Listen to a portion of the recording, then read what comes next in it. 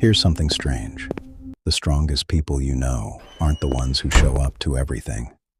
They're the ones who leave early, on purpose. And it's not because they don't like you. It's because they know something about being alone that changes everything about how they show up with people. By the end of this video, you'll know exactly what that is. If you've ever been called shy, cold, or antisocial for wanting to be alone, stay right here.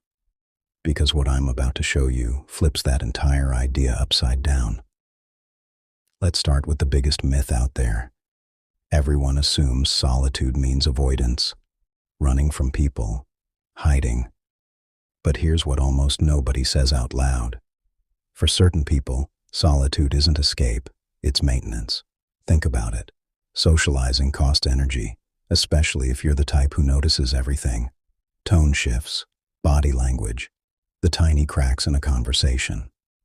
That awareness is exhausting, even when it doesn't look like it from the outside. Psychologist Larson at the University of Illinois tracked adolescents' moods in real time for a week. His finding: kids who spent moderate time alone showed better emotional adjustment and less alienation than kids who spent almost none, or way too much. So when someone chooses solitude, they're not saying, "I don't want people." They're saying, "I want to be my best self for the people who actually matter." Here's a simple way to picture it. You wouldn't let your phone drain to 1% and then wonder why it dies mid-conversation. Solitude is the charge you didn't know you were missing. That's just the beginning, though, because what happens next explains why some people build deeper relationships with fewer people, and it might completely change how you see your own social life. Most people chase connection through volume, more chats, more events, more names saved in their phone. But the people who choose solitude play a different game entirely. They chase depth, fewer conversations, but the ones that actually matter. They're not antisocial. They're just done settling for surface level available. Here's proof. Think about the last party you went to. Can you even remember what you talked about? Now think about one honest, focused conversation you had over coffee. That one you remember. That one stays with you. Solitude is what makes room for moments like that. Quick one. Which is harder for you? Starting conversations or recovering from social overload? Drop it in the comments. I'll be reading.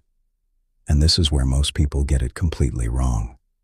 They think choosing solitude means avoiding conflict or judgment or awkwardness. It's actually the opposite. People who protect their alone time have quietly mastered something most adults are still struggling with. Boundaries that don't require an explanation. They don't over-explain a no. They don't perform guilt to make other people comfortable. Their time isn't up for debate. And if that sounds like you probably don't hate people. You hate unclear expectations, which, let's be honest, most adults are exhausted by. Researcher Thuy-vy Nguyen at Durham University found something similar. Chosen solitude calms the nervous system in a completely different way than loneliness does. It's not about how much time you spend alone. It's about whether you're the one in control of it. Solitude isn't just about protecting your energy either. It's rewiring how your brain works. Some people are wired to seek stimulation. Others are wired to reflect. And when a reflective brain finally gets quiet, it's not doing nothing. It's sorting emotions, connecting patterns, processing what everyone else just scrolls past. So when that person finally shows up socially, it's not performance, it's presence. And presence stands out more than constant participation ever could.